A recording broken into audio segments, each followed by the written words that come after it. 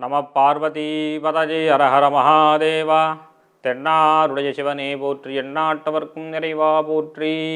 மயிலாடுதுறை சிவகாம பாடசாலை எனது குருநாதரை வணங்கி மகிழ்ந்து மக்கள் தொலைக்காட்சி நேயர்களுக்கு வணக்கத்தையும் தெரிவித்துக் கொண்டு, இன்றைய தினம் 13வது நாள் திருவம்பாவை பாடலும் அதனுடைய விளக்கத்தையும் சிந்திப்போம். பைங்குவலைக்கார் மலரால் செங்கமலப் பைம்போதால் அங்கங்குருகினத்தார் பின்னும் மரவத்தால் தங்கள் மலக்கழுவுவார் வந்து சார்தலினால் எங்கள் பிராட்டியும் எங்கோனும் போற்றி செய்த பொங்கு மடிவிற்புகாய் பாய்ந்து பாய்ந்து நம் சங்குஞ்சிலம்ப சிலம்பு கலர்ந்தார் கொங்கைகள் பொங்க குடையும் புனல் பொங்க பங்கஜ பூம்புணல் பாய்ந்தாடேலோரெம்பாவாய். பாடலுடைய விளக்கம். இந்த குளம் எப்படி இருக்குன்னு கேட்டாக்கா, கரிய நிறமாக இருக்கான். அந்த கரிய நிறம் ஒரு பக்கம் இருக்குது. அந்த நிறத்துக்கு, அந்த குளத்துக்கு நடுவில் தாமரைப்பூ அழகாக சிகப்பாக இருக்குது. அதை அவங்களுக்கு எப்படி தெரியுதுன்னா, இந்த கருப்பு நிறம் அம்பாலாகவும் கருநீளமாகவும் இந்த தாமரைப்பூ சிவபெருமானாகவும் காட்சியளிக்குது. அம்பாளுக்கு சியாமலாதேவி அப்படின்னு பேர் உண்டு. சியாமலம்னா கருநீளம்னு அர்த்தம். அம்பாளுடைய கலர் அந்த கருநீளம். அம்பாளுக்கு அதனால சியாமலாதேவின்னு பேர். அப்பர் எப்படி சிந்திக்கிறார் பாருங்க.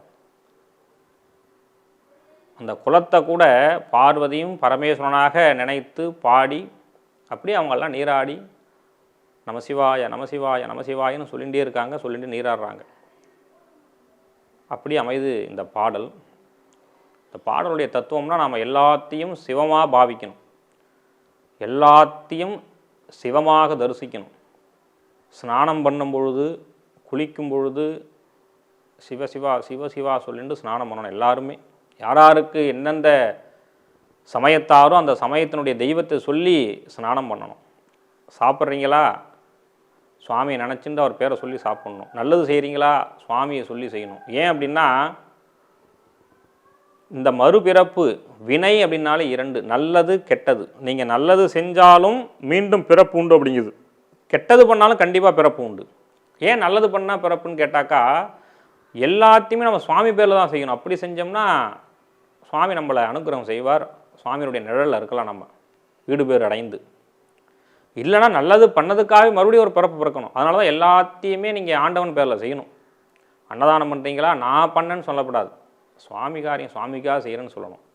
அப்படி எல்லாத்தையும் சிவமாக பாவிப்பது அப்படின்னு ஒரு தத்துவம் உண்டு.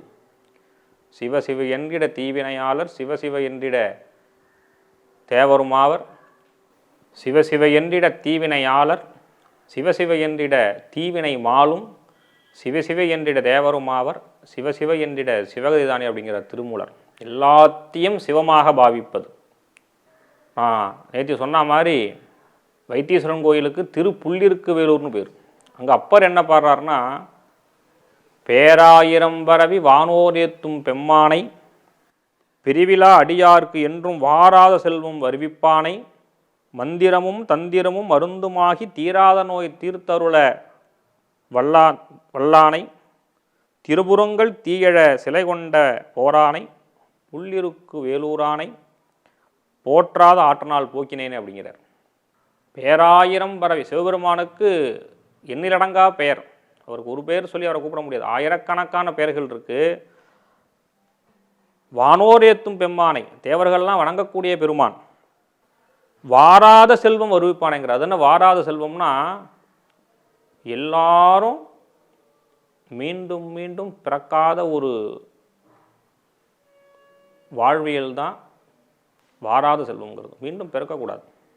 இப்போ மீண்டும் பிறக்காமல் இருக்கணும்னா என்ன செய்யணும்? நிறைய புண்ணியங்கள், தான தர்மங்கள், இறை வழிபாடு, சிவச்சிந்தனையிலே இருப்பது, சிவச்சிந்தனையோடு நமது வேலைகளை செய்வது, இதெல்லாம் செஞ்சோம்னா நமக்கு வாராத செல்வம் வருவிப்பான் அப்படிங்கிறார்.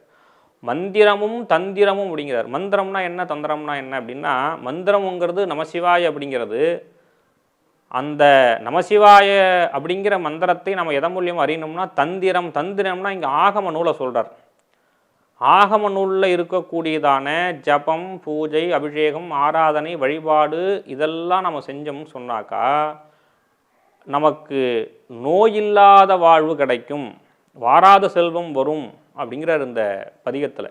இதுவும் திருப்புள்ளிருக்கு வேலூர்னு சொல்லக்கூடியதான வைத்தீஸ்வரன் கோயிலில் சொன்ன பதிகம் தான். அதனால தான் எல்லா நேரத்திலையும் நாம் சிவபெருமானை வழிபட்டுட்டே இருக்கணும். டாக்டருக்கெல்லாம் டாக்டர் அவர் தான், வைத்தியநாதன்னு பேர். நம்ம நேற்றையே சிந்திச்சோம். நம்ம சில விஷயங்கள் முடியுது, உடம்பு முடியலாம், டாக்டர் என்ன சொல்கிறாரு, நீங்கள் சுவாமியை பிரார்த்தனை பண்ணிக்கிங்க, சுவாமியை வேண்டிக்குங்கிறார். அப்போ எப்பொழுதுமே நாம் சுவாமி வேண்டினோம்னு சொன்னாக்கா இம்மையிலும் மறுமையிலும் நமக்கு எப்பொழுதும் அனுக்கிரகம் செய்வது, அருளை தருவது தான் சிவபெருமான் தான், வேறு யாரும் கிடையாது. இதே மாதிரி சைவத்தில் மட்டும் கிடையாது, வைணவத்திலையும் குலசேகர ஆழ்வார் பாடுறார் பாசுரம். செடியாய வல்வினைகள் தீர்க்கும் திருமாலே நெடியனாய் வேங்கடவா என் கோயில் வாசல் அடியாரும் வானவரும் அரம்பையரும் படியாய் கிடந்து உன் பவளவாய் காண்பேன் அப்படிங்கிறார். அவரும் என்ன ஆரம்பிக்கிறார் பாருங்க, செடியாய வல்வினைகள் தீர்க்கும் திருமால். நேத்தியே சொன்னேன், செடி அப்படின்னா இந்த துன்பத்தோடு இருக்கக்கூடியதான சரீரம், அதுக்கு பேர் செடின்னு பேர். அதுதான் குலசேகர ஆழ்வாரும் பாடுறார். குலசேகர ஆழ்வார்னு யாருன்னு கேட்டாக்கா படியாய் கிடந்து உன். அவர் போய் திருப்பதியில் சுவாமி நினச்சிக்கிறாராம், எனக்கு எதுவும் வேண்டாம், படியில் நான் இருக்கணும், இந்த பக்தர்களாக மிதிச்சுட்டு போகிறா இல்லையா, அந்த படியாச்சும் இருந்து நான் உன்னை பார்க்க மாட்டேனா, உன்னை தரிசனம் பண்ண மாட்டேனா அப்படிங்கிற. அதனால தான் எல்லார் பெருமாள் கோயில்லையும் குலசேகர ஆழ்வார் படினே உண்டு. அதனால தான் படியில் நின்று எதுவும் செய்யப்படாது, படியில் நின்று பேசப்படாது. ஏன்னா அந்த படியில் குலசேகரவாக இருக்கிறதாக எல்லா பெருமாள் கோயில்லையும் ஒரு சம்பிரதாயம். எல்லாரும் என்ன கேட்டிருக்கா, சைவத்திலே ஆகட்டும், வைணவத்திலே ஆகட்டும், மற்ற சமயத்திலே ஆகட்டும், இந்த பிறவாமை வேண்டும் தானே கேட்டிருக்கோம். ஆகவே நாமளும் அனைத்து பதிகங்களையும் ஓதி மகிழ்ந்து ஆலயம் சென்று வழிபட்டு இந்த புண்ணிய பூமியில் வாழ்வாங்கு வாழ்மாறு கேட்டுக்கொண்டு நாளைய தினம் சந்திக்கின்றோம். நம பார்வதி பதஜே, ஹரஹர மகாதேவா. தென்னாருடைய சிவனே போற்றி, எந்நாட்டவர்க்கும் இறைவா போற்றி.